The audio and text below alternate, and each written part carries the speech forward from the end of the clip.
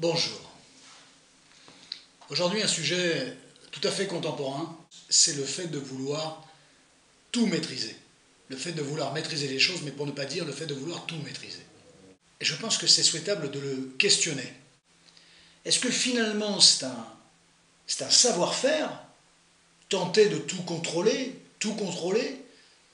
Est-ce que c'est un savoir-faire ou est-ce que finalement ça rengorge de fragilité?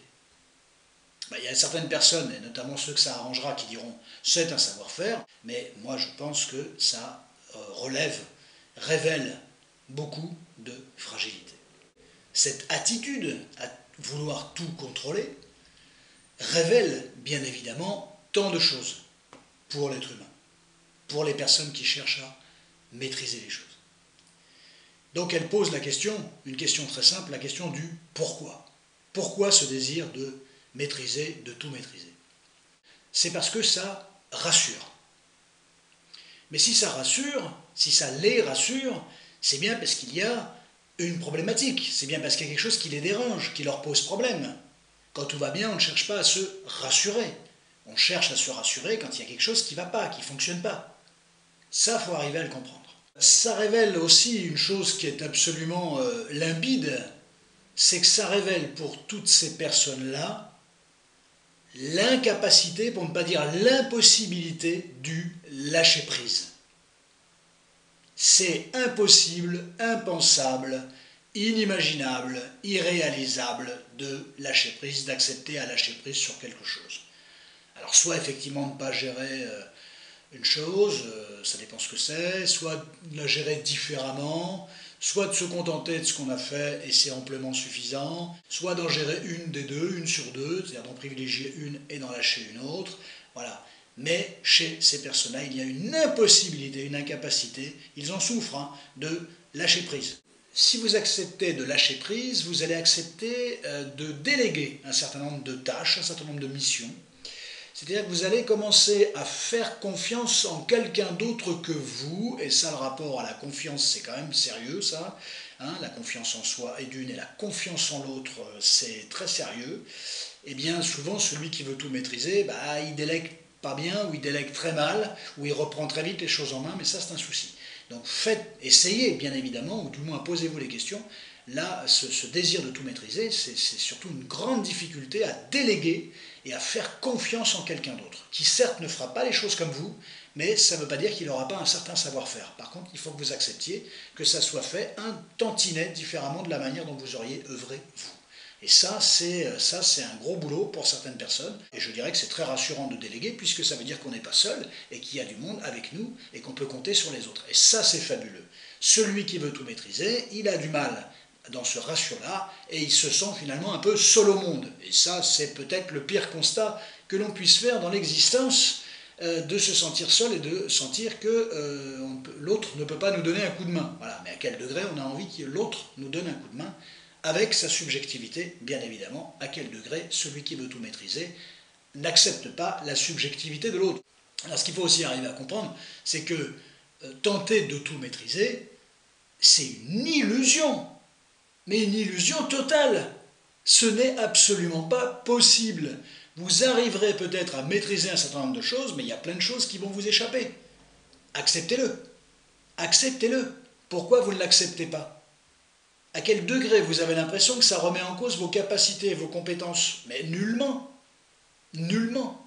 Donc c'est bien pour rassurer quelque chose, peut-être une problématique de confiance, du doute, voilà, ne pas vouloir retrouver des situations qu'on a connues ou on ne maîtrisait pas. Or, je voudrais juste vous rappeler, comme ça, en passant, que, par exemple, notre petite enfance, l'adolescence, pour partie, nous a... Donc ça représente du temps quand même, hein, parce que la fin de l'adolescence, c'est 18-19 ans, hein.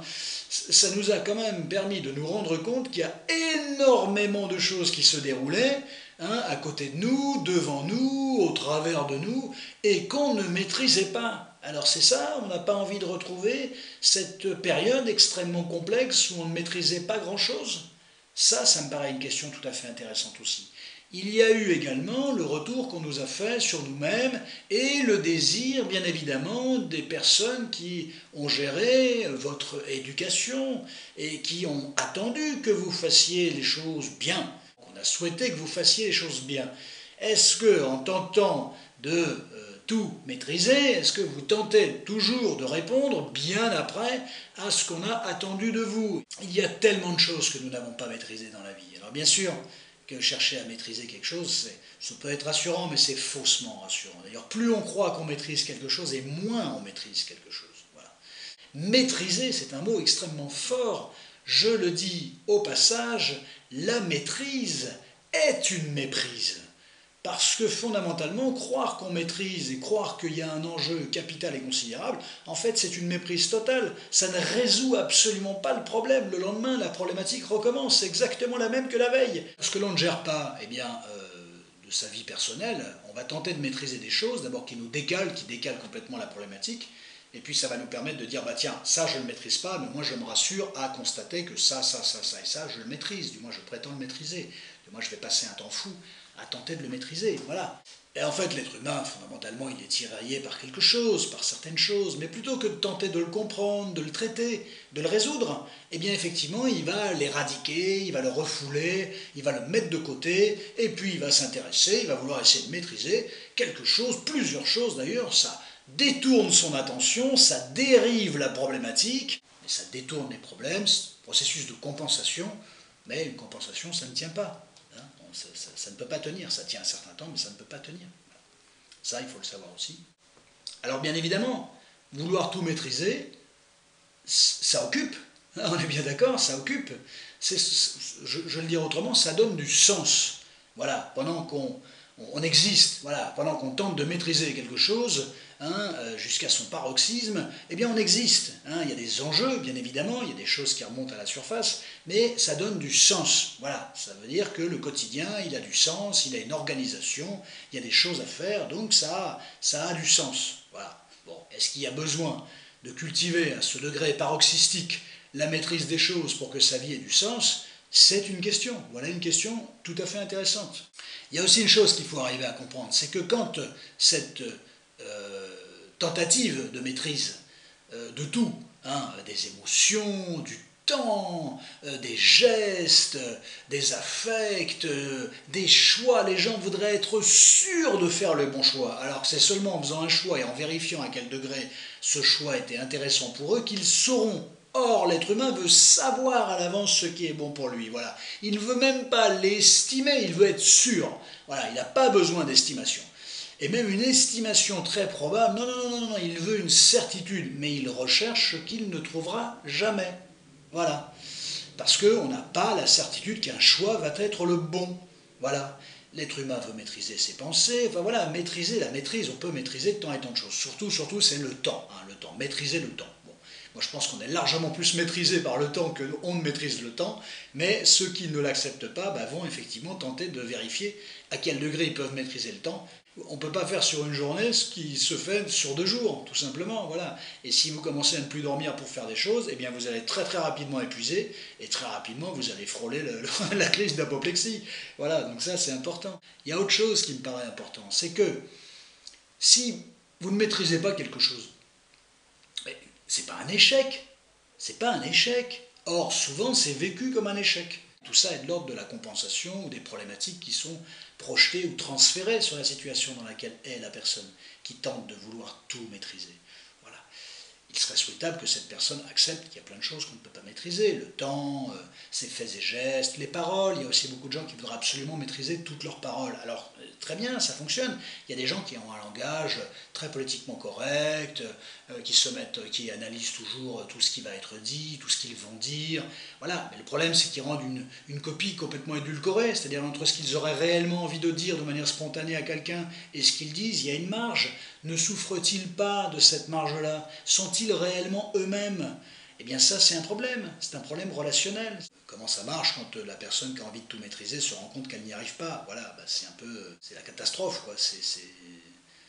Tout est remis en question, tout est vécu de manière catastrophique, voilà, mais donc ça prend de l'ampleur à la mesure de l'investissement. C'est pour ça que c'est une recherche qui est extrêmement dangereuse, extrêmement problématique, parce que quand la compensation, donc la recherche de maîtrise totale, qui est une compensation de choses que l'on ne maîtrise pas, comment ça marche quand la compensation ne fait plus son travail de compensation?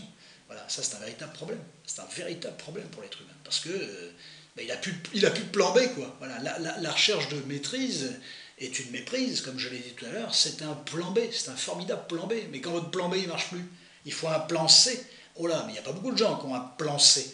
Voilà, ils ont un plan B, la tentative de maîtrise est un plan B, mais ils n'ont pas de plan C.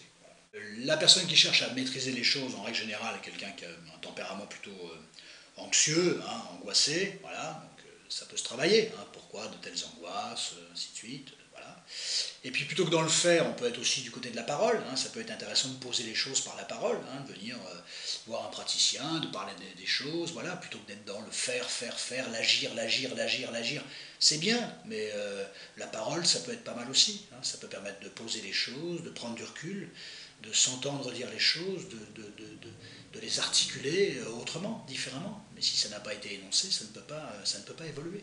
Donc voilà, plutôt que d'être dans le vouloir savoir-faire, hein, savoir maîtriser, savoir-faire, ça peut être très intéressant d'être du côté du savoir-parler, de parler de sa problématique, et puis de voir effectivement s'il n'y a pas un autre type des choses à comprendre, d'abord déjà, et puis s'il n'y a pas un autre type de fonctionnement possible. Voilà, on a bien fait le tour de la situation.